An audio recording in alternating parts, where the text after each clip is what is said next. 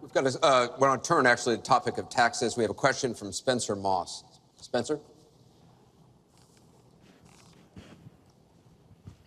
Good evening. My question is, what specific tax provisions will you change to ensure the wealthiest Americans pay their fair share in taxes? Mr. Trump, you have 2 minutes. Well, one thing I do is get rid of carried interest. One of the greatest provisions for people like me, to be honest with you.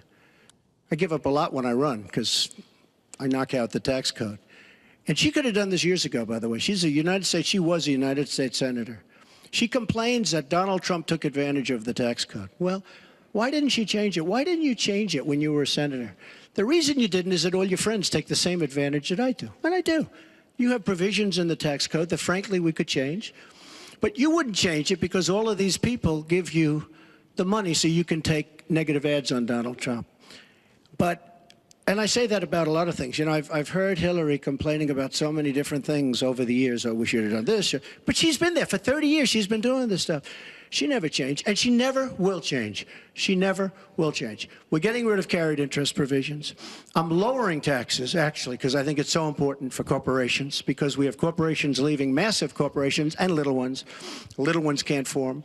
We're getting rid of regulations, which goes hand in hand with the lowering of the taxes. But we're bringing the tax rate down from 35% to 15%. We're cutting taxes for the middle class, and I will tell you, we are cutting them big league for the middle class.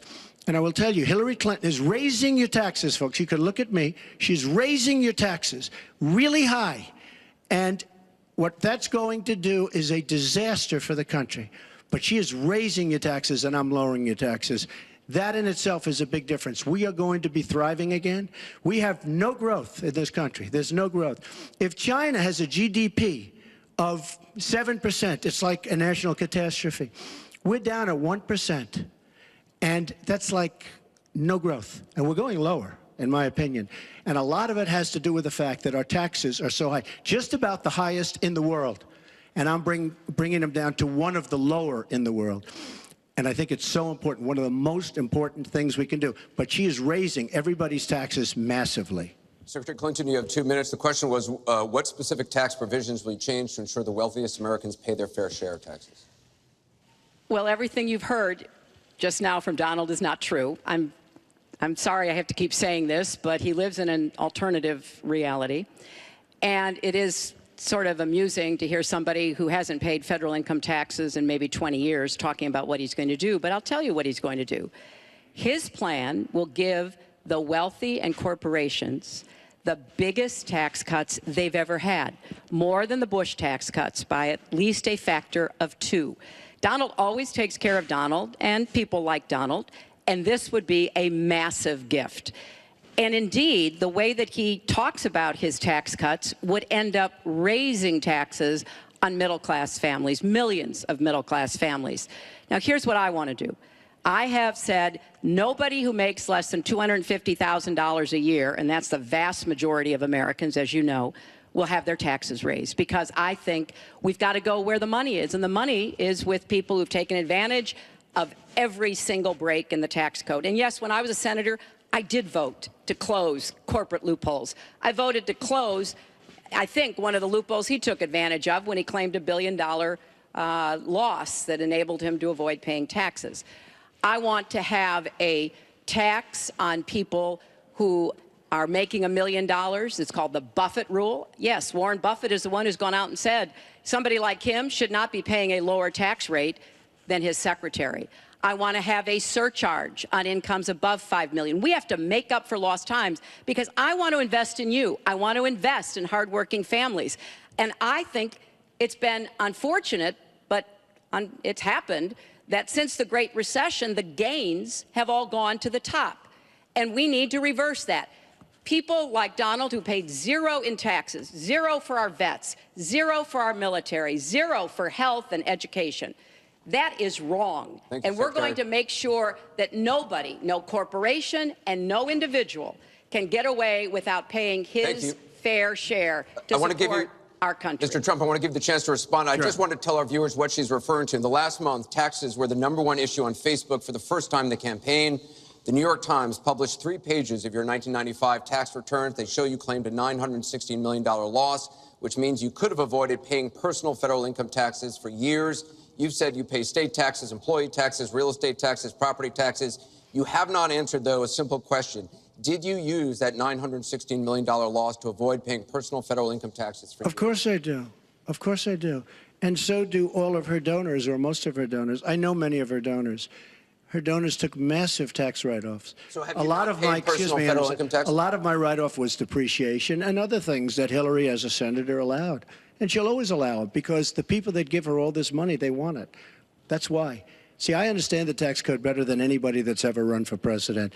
Hillary Clinton, and it's extremely complex, Hillary Clinton has friends that want all of these provisions, including they want the carried interest provision, which is very important to Wall Street people, but they really want the carried interest provision, which I believe Hillary's leaving. It's very interesting why she's leaving carried interest. But I will tell you that, number one, I pay tremendous numbers of taxes.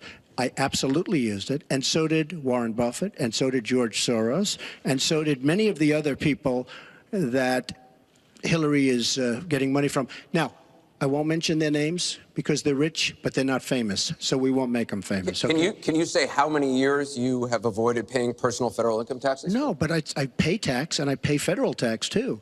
But I have a write-off. A lot of it's depreciation, which is a wonderful charge. I love depreciation.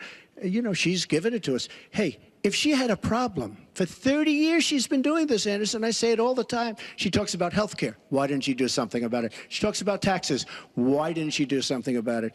She doesn't do anything about anything other than talk. With her, it's all talk and no action. In the past, and again, Bernie Sanders, it's really bad judgment. She has made bad judgment not only on taxes, she's made bad judgments on Libya, on Syria, on Iraq.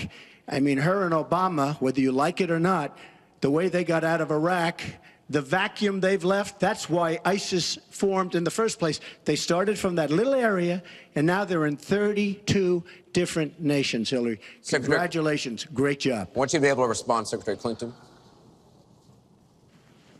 Well, here we go again. I've been in favor of getting rid of carried interest for years, starting when I was a senator from New York. But that's not the point here. Why didn't you do it?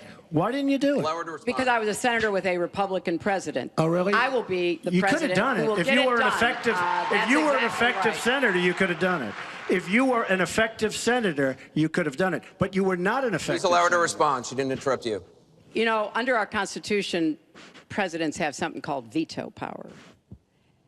Look, he has now said repeatedly, 30 years this and 30 years that. So let me talk about my 30 years in public service. I'm very glad to do so. 8 million kids every year have health insurance because when I was First Lady, I worked with Democrats and Republicans to create the Children's Health Insurance Program. Hundreds of thousands of kids now have a chance to be adopted because I worked to change our adoption and foster care system. After 9/11, I went to work with Republican mayor, governor, and president to rebuild New York and to get health care for our first responders who were suffering because they had run toward danger and gotten sickened by it. Hundreds of thousands of National Guard and Reserve members have health care because of work that I did. And children have safer medicines because I was able to pass a law that required the dosing to be more carefully done. When I was Secretary of State, I went around the world advocating for our country, but also advocating for women's rights, to make sure that women had a decent chance to have a better life, and negotiated a treaty with Russia to lower nuclear weapons. 400 pieces of legislation have my name on it as a sponsor or co-sponsor when I was a senator for 8 years.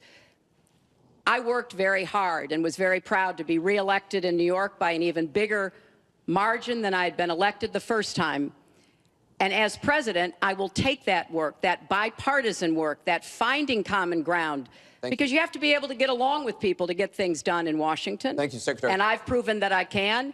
And for 30 years, I've produced results for people. Thank you, Secretary. We're going to move on to Syria. Both of you have mentioned that. She said a lot of things. I mean, I think we should we be can, allowed no, to maybe Mr. Trump, we're going to dispute go it, on. This because is she has about been the a audience. disaster as a senator. Mr. Trump, A we're disaster. going to move on.